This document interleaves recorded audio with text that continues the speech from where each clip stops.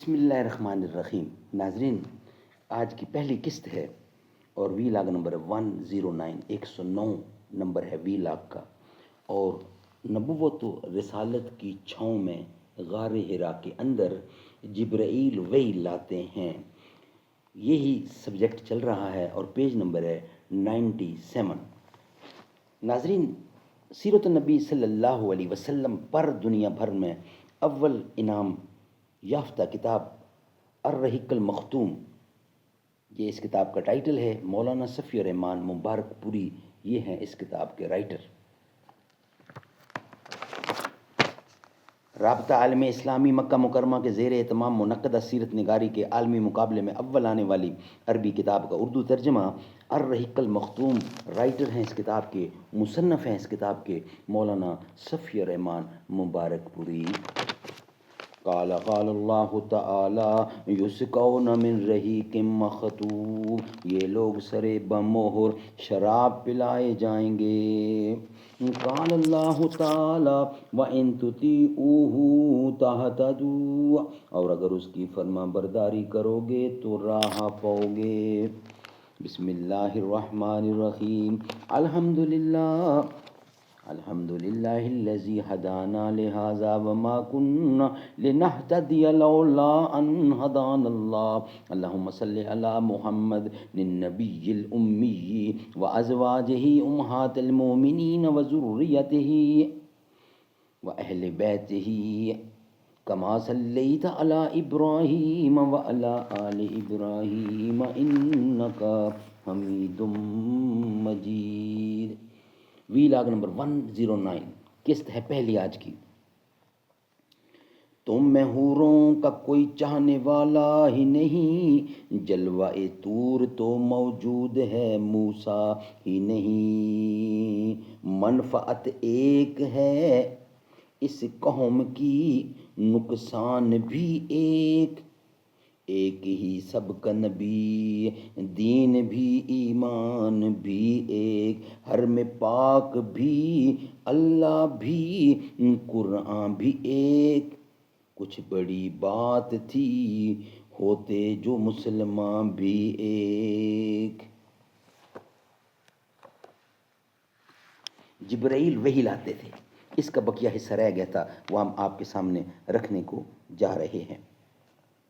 دلائل و کراہن پر ایک جامع نگاہ ڈال کر حضرت جبرائیل علیہ السلام کی تشریف آوری کے اس واقعے کی تاریخ معین کی جا سکتی ہے۔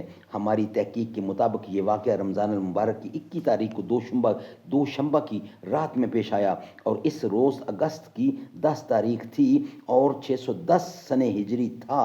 قمری حساب سے نبی اکرم صلی اللہ علیہ وسلم کی عمر 40 سال 6 مہینے 12 دن اور شمسی حساب سے 29 یعنی 39 سال 3 مہینے اور 22 دن تھی۔ ناظرین، وحی کا آغاز یعنی آغاز وحی کا مہینہ 10 دن اور تاریخ، آغاز وحی کا مہینہ 10 مہینہ دن اور تاریخ، وہ ہم آپ کے سامنے رکھ رہے ہیں۔ مورخین میں بڑا اختلاف ہے کہ نبی کریم صلی اللہ علیہ وسلم کس مہینے میں شرف نبوت اور اعزاز وحی سے سرفراز ہوئے۔ بیشتر سیرت نگار کہتے ہیں کہ یہ ربیع الاول کا مہینہ تھا، لیکن ایک گروہ کہتا ہے کہ یہ رمضان کا مہینہ تھا، بعض یہ بھی کہتے ہیں کہ رجب کا مہینہ تھا۔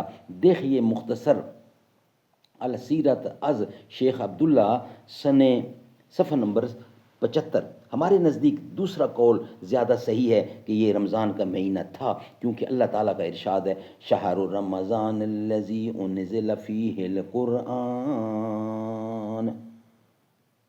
دوسرے کی 185 نمبر آیت ہے، یہ دوسری سورت کی۔ رمضان کا مہینہ ہی وہ بابرکت مہینہ ہے جس میں قرآن کریم نازل کیا گیا، اور ارشاد ہے اِنَّا أَنزَلْنَاهُ فِي لَيْلَةِ الْقَدْرِ،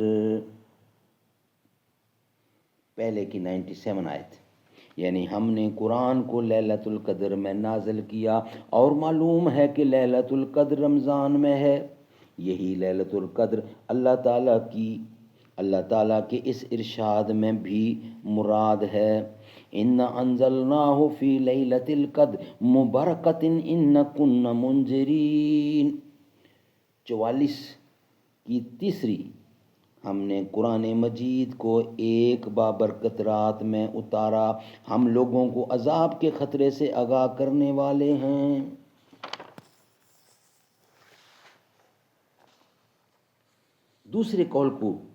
دوسرے قول کی ترجیح ایک وجہ یہ بھی ہے کہ ہرا میں رسول اللہ یعنی غار ہرا میں رسول اللہ صلی اللہ علیہ وسلم کا قیام ماہ رمضان میں ہوا کرتا تھا، اور معلوم ہے کہ حضرت جبرائیل علیہ السلام ہرا ہی میں تشریف لائے۔ ناظرین، یہ ویلاگ نیکسٹ کا حصہ بنائیں گے، آپ کے سامنے رکھیں گے۔ پہلا یعنی 109 ویلاگ کا پہلی قسط کمپلیٹ کرتے ہیں، نیکسٹ ویلاگ میں بقیہ حصہ انشاءاللہ آپ کے سامنے رکھیں گے، کیونکہ تحریر تھوڑی لمبی ہے۔